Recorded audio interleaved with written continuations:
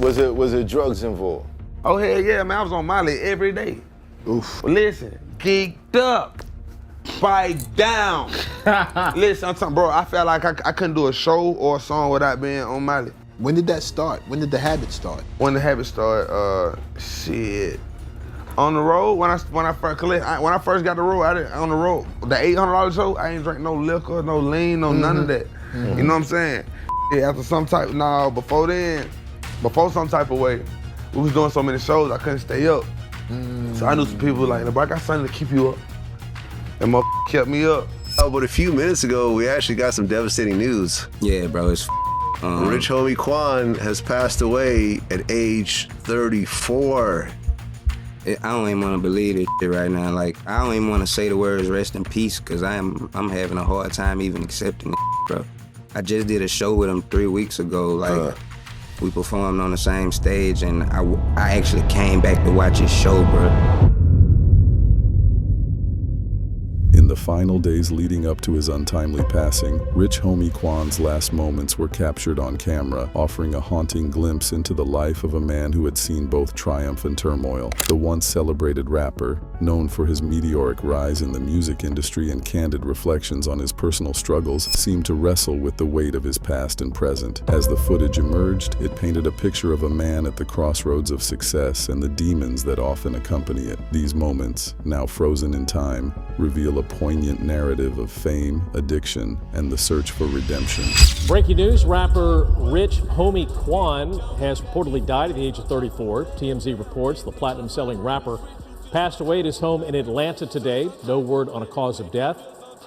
Rich Homie Quan found success with songs like Type of Way and Flex, and worked with superstars like Young Thug, YG, and Gucci Mane.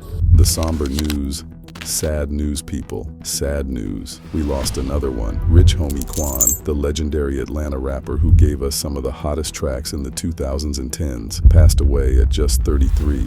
Known for solo hits and his work with Rich Gang, his death was confirmed by the Fulton County medical examiner and a family member. Though the cause hasn't been shared yet, Quan really blew up in 2013 with bangers like Type of Way and YG's My. But he'd been making moves in Atlanta long before that. Even back in 2008 with Stay Down featuring Stack Money Boys. Quan was always real about his come up, from hustling to robbing to survive. In 2011, at 21, he got locked up in DeKalb County Jail for 15 months. During his time inside, he found escape through books and writing songs. After he got out, he went hard on mixtapes with a focus on going in, working non-stop to achieve greatness. He dropped tapes like I Go In on Every Song in 2012, followed by Still Going In, Reloaded, and I Promise I Will Never Stop Going In.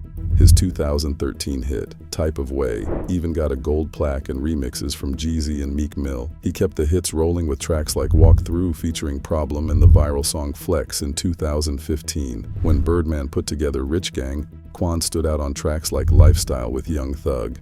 The two also linked up for the 2014 Rich Gang Thaw Tour Part 1 Star mixtape. Throughout his career, Quan worked with big names like Gucci Mane, Trinidad James, 2 Chainz, Migos, T.I., and Lil Uzi Vert. In 2018, he finally dropped his debut album, Rich as in Spirit. Quan was the oldest of 3 kids and had a close bond with his parents. As a kid, he loved baseball, poetry, and watching Boy Meets World. Just a day before the news of his passing broke, he did an interview where he shared some laughs with a young reporter who said she grew up on his music. "You make me feel old," he joked, before giving her a hug and saying thanks. Cartoon. I ain't have a favorite cartoon. My favorite show was Boy Meets World. Boy Meets World? Yeah, Disney Channel. Okay. I love Topanga. Anytime Corey didn't deserve Topanga. I did. Yeah. Boy Meets World. But we're gonna talk about cartoon. I say Proud Family, like that. Yeah. Proud Family. When asked about his upcoming projects, Quan lit up, saying, "We got a lot of music ready." He explained how much he cared about his craft, making sure people really connected with his song. He didn't want to rush things, saying, "I don't want to drop music on deaf ears," and that he wanted everything to be lined up right before releasing anything. While he didn't confirm a release date, he mentioned that something would likely drop before his birthday, October 4th. Oh, we got music, like, no, I ain't gonna lie, like, we got a plethora. That's the right word, a plethora of music. It's more about I just want the people to appreciate the music. You know, in the time we in right now, I know I'm a little older, it's like, you play a song, and shit old in 2 days. So it's like, when I get in the studio, like, I really take it, I'm passionate about it, so I don't want to drop music on deaf ears. So I want to have like a market, and I just want to cross my T's and dot my I's, but the music is definitely ready. We should be dropping around, I don't want to give a definite date, but I will definitely say before my birthday, which is October. If the music that Quan made and was referring to in this interview gets released posthumously, he sadly won't be there to see our reactions and feelings about it. Sad world we live in. Rest in peace, rich homie. Math Hoffa. Now let's revisit some of the latest interviews that Quan gave us, just like this last one, that somewhat hinted at what might be coming. Trouble was on the horizon for some time. Such was the case with Math Hoffa and his RHQ interview, where we got to see Quan's confession. Rich homie Quan opened up about a critical period in his career during an interview with Math Hoffa, revealing both the highs and lows he experienced as he navigated the music industry. In 2014, at the peak of his success, he performed at a New Year's Eve show in Carolina that paid him $120,000, an enormous sum for any artist, especially during that time. The experience was surreal for Quan as he was still learning the ropes of the industry. He believed that such lucrative paydays would continue, unaware that major earnings like that were typically reserved for special occasions. His expectations set, Quan made a crucial mistake. He stopped accepting smaller bookings, turning down offers because he believed everyone should be able to match that $120,000 fee. 6 months passed, and reality hit hard. Show offers dwindled, and the pay dropped to $12,000 per performance. Quan had no choice but to accept the gigs to stay afloat, marking a sharp and humbling decline from the heights he once enjoyed. Reflecting on those years, Quan admitted that no one had guided him through the complexities of the business. He and his peers, including industry figures like T.I., were figuring it all out as they went along. There was no manual for how to handle sudden fame, money, or the ups and downs of the entertainment world. They were all flying blind. This period was particularly dark for Quan. His show earnings were lower, his career momentum was stalled due to legal issues, and he felt a growing sense of isolation. The litigation prevented him from releasing new music, and he described feeling as though a cloud was hanging over him, marking one of the lowest points in his life. During this time, drugs became a part of Quan's daily routine. He admitted that he relied on substances like Molly to stay energized, especially when the demands of touring caught up with him. Before he blew up with his hit Some Type of Way, Quan was doing countless shows, trying to keep pace with the workload. It was a family member who first introduced him to the drug, promising it would help him stay awake and sharp. At first, the drug seemed to help. Quan described how they kept him active, fueling his creativity and performances. But as time went on, the consequences became apparent. His relationships suffered. He started lashing out at his family and missing important events. Eventually, the high no longer felt like a solution but a trap. He would spend days at home, curtains drawn, trying to block out the sun and avoid facing the reality of his situation. He admitted that at one point he couldn't start his day without popping a pill, even before brushing his teeth. I see when you start getting the guys who can't brush their teeth without doing something. They don't want to go on stage, they don't want to go in the studio. You're sitting there trying to work with them. They're like, let me just do this one more thing, and then I'm gonna come back in and work. And that starts looking like a crutch, and it becomes a crutch. It never ends. It rarely ends well. Like that last pill is never that last thing they take, the last hit, the last bump, the last pill, the last drink. It never ends. When I'm there at that point, I'm always like, I hope you make it. Like the shakes and the recovery. And and then you gotta go talk to all the people who you and did dirty. Quan spoke candidly about how the drugs took over his life, influencing not only his music but also his behavior. He felt disconnected from the people around him and even himself, trapped in a cycle of drug use that he struggled to break. At the height of his addiction, he couldn't face the world sober, and the shame of his actions weighed heavily on him. But eventually, Quan reached a turning point. He reflected on the changes he had seen in himself, realizing that he was no longer the same person he had been when he first entered the industry. He knew he had hurt people along the way and expressed regret for some of the things he had said or done during his darker days. The drugs, he acknowledged, had clouded his judgment, and he had to look at himself from the outside to recognize how far he had fallen. Quan credited his recovery to a moment of clarity when he finally decided to get clean. He stopped using Molly and leaned into his growth as an individual, distancing himself from the lifestyle that had once consumed him. He hasn't touched the drug in years, though he still smokes weed, which he considers a natural, less harmful alternative. Looking back, Quan understood that the pressures of fame, the fast life, and the allure of drugs had all contributed to his struggles. But through it all, he emerged with a new sense of self-awareness and a commitment to staying grounded, no longer letting those demons control his life. DJ Vlad's POV. Another interview that caught my eye was that of DJ Vlad, who recently had Hurricane Chris on, and they both reflected on their past encounters with Quan.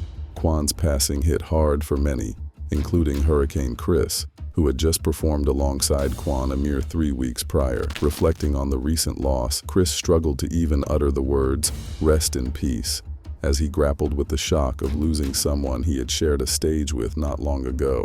Quan had always been a bright and positive force in the industry for Chris. His rise to fame was rapid, and DJ Vlad, who conducted Quan's very first interview, recalled the early days when they met in Atlanta. The rapper was humble and grateful, always maintaining a good attitude despite the fast-paced nature of his career. Vlad spoke fondly of their encounters over the years, describing Quan as someone who never harbored negativity and was always happy to be in the position he was in. Unfortunately, the circumstances surrounding Quan's death pointed to a tragic and all too familiar cause, an overdose. Although the details weren't fully confirmed, the speculation was that fake pills might have been involved. Hurricane Chris expressed frustration over the rampant danger posed by street drugs in 2024, emphasizing the life-threatening risks of buying substances off the streets. "If you're doing street drugs these days," Chris stated bluntly, "you're playing with your life." DJ Vlad echoed this sentiment, reflecting on the growing number of artists who had passed due to similar circumstances. Rich Homie Quan's death marked the 5th person he had interviewed who later died from a drug overdose. Among them were notable figures like Mac Miller, who passed at 26, and Gangsta Boo, who died at 43. Each loss further highlighted the devastating impact of drug misuse in the music industry. Rich Homie Quan's passing serves as another reminder of the dangers lurking in the industry. Both Vlad and Chris stressed that anyone choosing to use substances should only trust what comes directly from a doctor. Pills bought on the street, no matter how seemingly reliable, are too dangerous to gamble with. Chris shared his own experience after a recent foot surgery, where he was prescribed painkillers. Though he initially resisted taking them, the pain eventually pushed him to do so, and within days, he found himself relying on them more than he expected. His struggles with the side effects, including severe constipation, were enough for him to quit them altogether. For DJ Vlad, the loss of Rich Homie Quan stirred up memories of a similar incident with the late Jada Youngin, who had walked out of an interview, overwhelmed and too high on Percocets. Like Quan, Jay had been caught in a difficult situation, dealing with legal issues and trying to navigate life while under the influence of substances. While no one could change what had already happened, both Chris and Vlad hoped that Quan's passing could serve as a cautionary tale for others. It was a reminder that the stakes are higher than ever, and indulging in street drugs is a dangerous game. For those still here, they stressed the importance of staying safe and recognizing the risks before it's too late. As we say goodbye to Rich Homie Quan, the game just ain't gonna feel the same. A true Atlanta legend who poured his soul into every track, Quan's energy lit up the culture, and his hustle spoke to everyone grinding for a better life. He gave us more than music. He gave us moments that defined an era. Losing Quan at just 33 hits deep.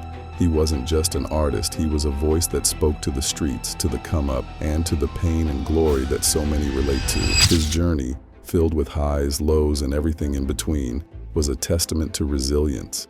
Even though he's no longer here to flex his spirit, his legacy lives on. The music, the memories, and the impact he had on fans, on the culture, that's forever. Quan's story ain't just about loss. It's a reminder to appreciate the ones who put their heart into the craft. From Type of Way to Flex, Quan made us feel, vibe, and ride with him through it all. Rest easy, Rich Homie Quan. Your voice might be quiet now, but the streets will keep echoing your name. Long live the real. Watching these last moments of Quan on camera really hits different. We have a lot of music that hasn't been released, but who knows what the future holds. First and foremost, let's free Thugger, let's free anybody locked up, let's free Luwak, Lucci. It's a touchy situation, so I try not to talk about it a lot, but I don't know what the future holds, man, you know what I'm saying? I wouldn't have a conversation, and then it'll start from there.